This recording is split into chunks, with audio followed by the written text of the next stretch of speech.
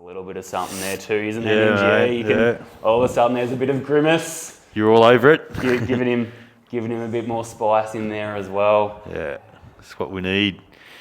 You got the good stuff that we want. Yes. Haven't you? Hey guys, Josh here. We've got Ninja down here on the table today. Hello. We're going to be talking about the calf and the foot complex and how this area can often be a site for muscle cramps. So what we're going to do, we're going to come in here, just have a bit of a broad stroke, connect right onto that Achilles, get that nice connection. How's that feel, Ninj? Yeah, good, man. So you did a presentation this morning on cramps. Yes, So, yes. Got one in the bank. Yeah. So the main place in the body is where we cramp is in our calves. So yeah, we thought we'd do a treatment on that. So yeah, you wanna take us through a couple of the theories, perhaps, of cramping? Yeah. So our body, we don't really understand it 100%. The science is still a little bit underdiscovered at the moment, but the main theories that we have are linked around hydration and making sure that our electrolytes are balanced and having enough fluid in there to allow the muscles to fire. But the other main theory that they believe now, and that's sort of leading more towards this, is a bit more neuromuscular. So leading to an overworked or over-fatigued muscle, the nerve impulse just almost can't keep up with it, and so the muscle then decides to lock and get really tight. Yeah. Sort of like it's a message or a protective system, isn't it? Like when early on in seasons, you see people cramping, like with football, soccer and Aussie rules football for us, and basketball, whatever it is. Yeah, your body's not as conditioned for the intensity of the games. You might have been practicing a lot and training a lot, but yeah, when you get into real life games, the intensity's right up, and your body can give you a message that you're not quite fit enough to proceed. We need to kind of protect before you really do some damage. So yeah, it goes into these spasms, which are cramps. So yeah, that's a big reason, I think. But the electrolytes as well is another theory that's been posed a lot, hasn't it, man? Yeah, absolutely. And like our nervous system runs on sodium and potassium, and so if we're depleted in those electrolytes, we're gonna struggle with how our nerves function. And whilst we're talking about athletes and stuff, this can happen to anyone. There's people that wake up in the middle of the night, like they're sound asleep and they're having a nice peaceful dream of whatever their peaceful life is, mm-hmm. and then they're suddenly woken up by this abrupt tightness going on in their calf or in their hamstring or their foot. So it can happen to anyone at any time, and so we just thought we'd demonstrate a little bit of a treatment here on Ninja's calves. So I've just done one long stroke, nice, deep and connected from right down there, pinning on that Achilles, and walked all the way up that calf. We'll do another one a bit more medially as well, just to sort of get in there. Now, the calf does have quite a few muscles in there, so we do have our big mate. Feeling that, Ninja? Yeah, mate. And money in there, money spot. A bit of money in there. But we do have our two heads of our gastrocnemius that are the ones that sort of more surface. So people see those and they think, oh, look how good my calves look. Underneath that, we've also got soleus, and that both the gastrocs and the soleus control your ankle flexion. Move. Yep. So when you point your toes, your calf gets turned on, like Ninja's doing over there with his other leg. But the gastrocs, they also cross the knee joint, so they also assist, not as much as the hamstrings, but they assist in that flexion as well of the knee. So, but we've got those muscles there, but then even deeper down, we've got our muscles that, you know, flex and control the toes and the arch of the foot. And so you've got your tibialis posterior, you've got your flexor digitorum and flexor hallucis all down there as well, that, like any muscle in the body, can get tight. So we've also got our perineals on the outside that can get a bit of work too. So I'll dig a thumb into there as well. So we're sort of pushing those gastrocs aside and getting in there as well. How's that feel, Ninj? Yeah, that's good, man. Feels good in there. I can feel that that resistance, that pushback of a tight, dense muscle underneath my thumb, so I know that I'm hitting a good spot. That's one of the good things with us. We kind of don't just work on the real bellies of muscles, the real fleshy bits. We work on the thin tendons and close to the bones and things like that. That's where all the stress is mostly. So yeah, we work on that. So that's really important. And I think because the calf muscles, the really deep calf muscles end up in the feet too. We're saying that might be a reason why you're cramping in your feet, perhaps, and coming from the calf. So we're trying to get the flow back into the calf muscles in this instance, so that the cramping doesn't occur in the feet and actually in the calves as well. Well, there's a big belief, you know, a lot of people suffer plantar fasciitis or that foot pain, and there's a big belief nowadays that actually treating through the calf and treating through the ankle can actually help relieve some of that plantar fascial pain as well. So, you know, we can do this sort of stuff for a number of different conditions, and it can be really beneficial. I feel like there's just a little bit of a nugget in there, Ninj. How we holding on? Yeah, that's not too bad for me. Not too bad. Yeah, right in the guts of it was bad when you went up through there. That was, a bit of curry. Yeah. Traditional money spot, so. Traditional money spots, yeah. That's it. We believe in the process of sinking in and allowing the body to accept that, you know, it doesn't have to be a super rushed process. We take our time. We don't do too many fluffy strokes on the surface. We allow the body to dictate the pace that we go. We allow ourselves to sink into the depth that we need to. And then we create a little bit of this drag going just up these perineals. So I can feel the fibula underneath, so I know that I'm hitting the bone, but like the perineals sit like right on top of that. So if I know I can feel the bone, I know I'm pinning that muscle quite deep and making some good change on Ninja here. The other thing that I really like to do when I'm treating the calf is, it's all well and good treating it at length, but sometimes it's really good to treat it in a bit more of a shortened state. So I like to sit down on the table like this. I'll grab Ninja's foot and just sort of rest it on my shoulder like this, and it just decreases that tension from those muscles. They just soften them a little bit, and then you can really get your fingers in deep.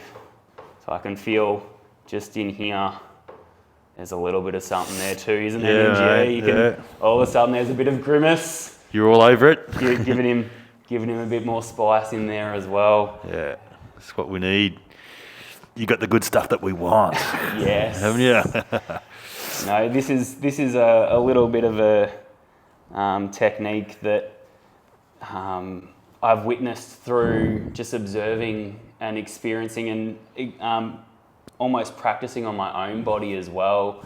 You know, I've heard stories of almost gurus out there that have treated this sort of area in the calf to fix lower back pain, because everything in the body is connected. It's an amazing, amazing system that our body is.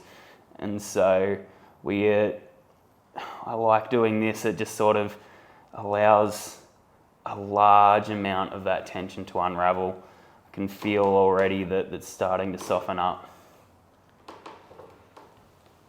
It's not necessarily the most pleasant treatment. Like I said, Ninja's grimacing a little bit, giving him a bit of curry. Yeah. But, oh, there's a little twitch there too. Yeah. Involuntary. Yeah. Unconscious. So that's good. No, it means that we're actually hitting the stuff that we're supposed to be hitting. Yeah. Most important thing, isn't it, man? It's just trusting the process as well. And I'm also a big believer in the client needs to sort of feel it a little bit to heal it. There's not much point in going to a place where, you know, you're doing these sort of rubs and you go, oh, there's a little bit of tightness there, but you gloss over it. No, you've got to, if there's something there, we've got to work on it, spend the time that it needs. I've now swapped hands, so I've now gone a bit more medially, still doing the same sort of thing, getting underneath that gastroc, hitting some of those deeper muscle fibers. But you can see I'm really just pulling that gastroc out of the way and then sinking those fingertips into those deeper muscles and almost creating a little bit of a release through there. How's it feel, Ninj? Yeah, it's good, man. Not as bad as that middle bit still, but not as bad as I can still tell it's good. Can still feel like it's loosening up. Yeah. That medial kind of gastroc doesn't get too much love either. Doesn't get the attention. Yeah, it's normally because all the stress goes through that outside of the calf when you're running and walking and that. So medial gastroc can get missed out. But why is it bigger? Why is it pretty big, that medial gastroc, you know? So it must be doing some work. It's got to be doing some work, absolutely. Yep. And like that medial gastroc, but we've also got, you know, that runs down that side and it helps create the arch of our foot. We've got that tibialis posterior that sits right against the back of that shin bone, and it does run a little bit more medial. So I like to attack that. I like coming in this way where you, like I said, that gastroc is nice and loose and floppy. You can see it shakes rather easily, so we can really push it out of the way when it's in this position compared to when it's sort of lengthened. So we can come in here and we can sort of get into that groove. Again, this is a rather sensitive area, so I'm almost expecting a little bit of grimace to come from Ninja, particularly as I get down a bit more into that. But you can see this part here, that is the shin bone. That's the shin there. And then this is the gastroc, and I'm sort of tucking my thumb in and getting right behind that shin, and applying that pressure down, getting that release through there, finding little speed humps as we go along. And what do we do when we come to a speed hump? We don't just floor it. We slow down, we hit it.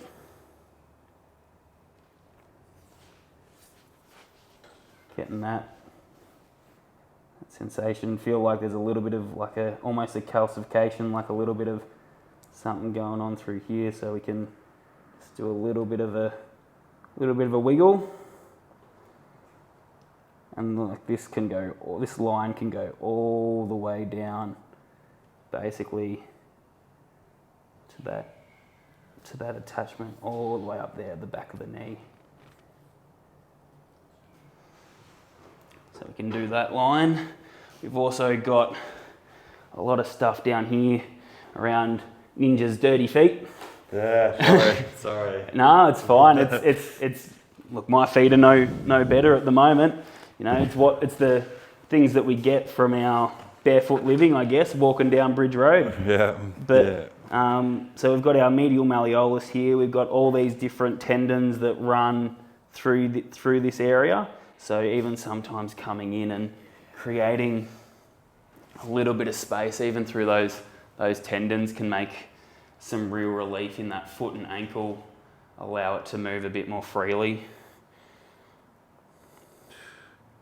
Again, this is really big for, you know, like my talk this morning was about muscle cramps. It's really big in helping relieve clients that have persistent muscle cramps and stuff, but like I said, it's also really good for people with that plantar fascia pain. Okay, Joshy, metaphysics. Metaphysics. Your metaphysics, can you tell me the metaphysics of muscle cramps? Yes. Or the main ones, maybe. The main ones. So a large part of why people cramp up is like there's a change in their life patterns that like they need to change. They've got something going on in their life that is no longer serving them. Their goals aren't aligned.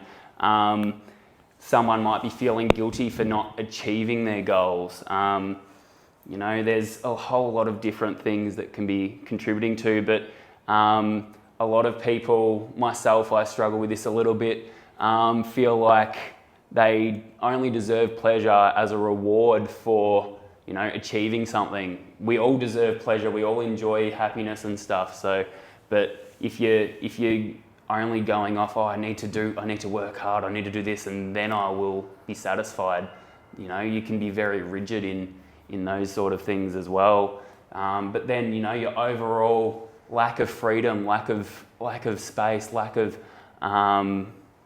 ability to move, it can manifest within your muscles as well. And then finally, like there's just that sort of fear of judgment, fear of criticism from people out there that can also restrict you.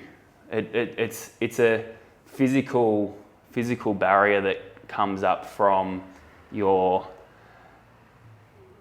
belief. It just manifests a little bit. So the metaphysics is just trying to guide you. Your body's trying to guide you, give you information. You know, tell you, you know, have a look at this. Yeah. Something that it's pulling you up. Your body's always telling you a message. It's always telling you something. Yeah.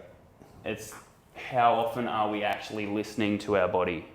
Are we ignoring some of the signals that it's telling us to do? So if your muscles are cramping up, do you need time to rest and recover? Do you need to change some things that are going on in your life? Listen to it and explore what might be a little bit different in your body at that time.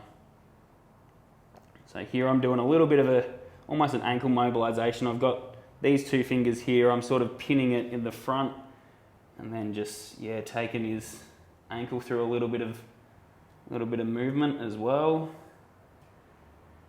Again, the ankle is so complex, so many different muscles, so many different attachments.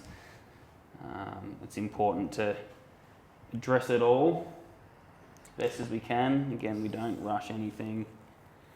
And then I guess when most people are talking about, you know, foot cramps and stuff, a large majority of it is in this arch here.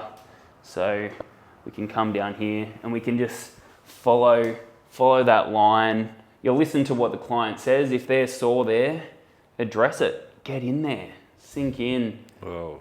Yeah. A little bit of a twitch there too from Ninja. So I know that there's a little bit of something going on there as well.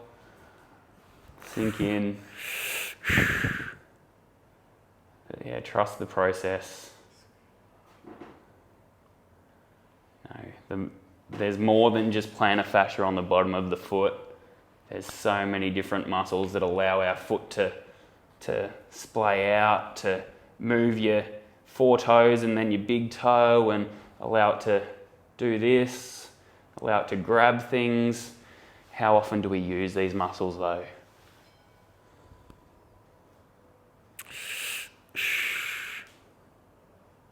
Still with me, Ninj? Yeah. Feeling it a bit? Yeah. It's cool. It's good. Yeah.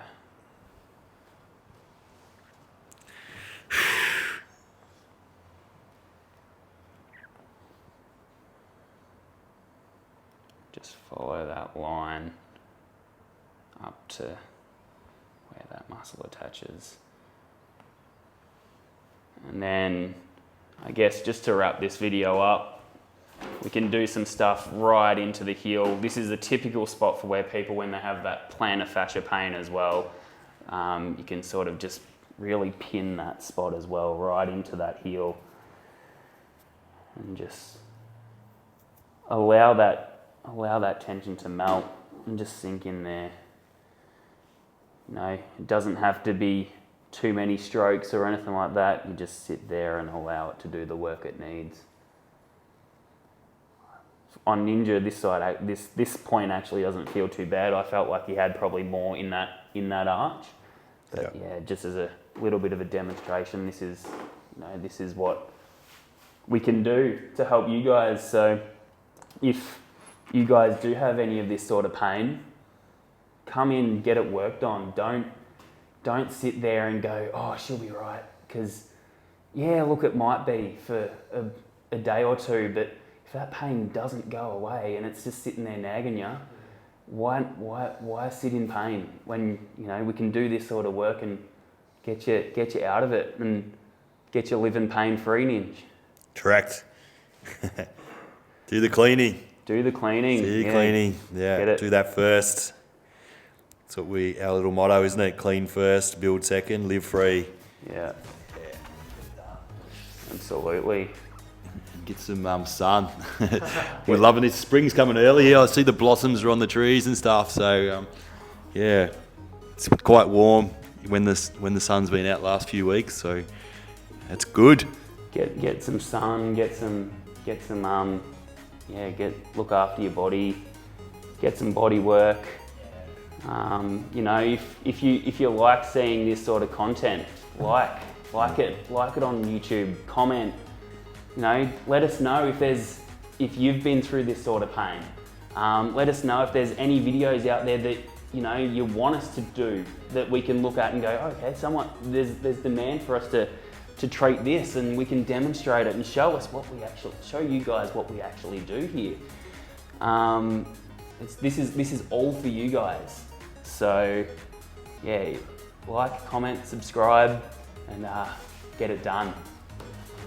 Done.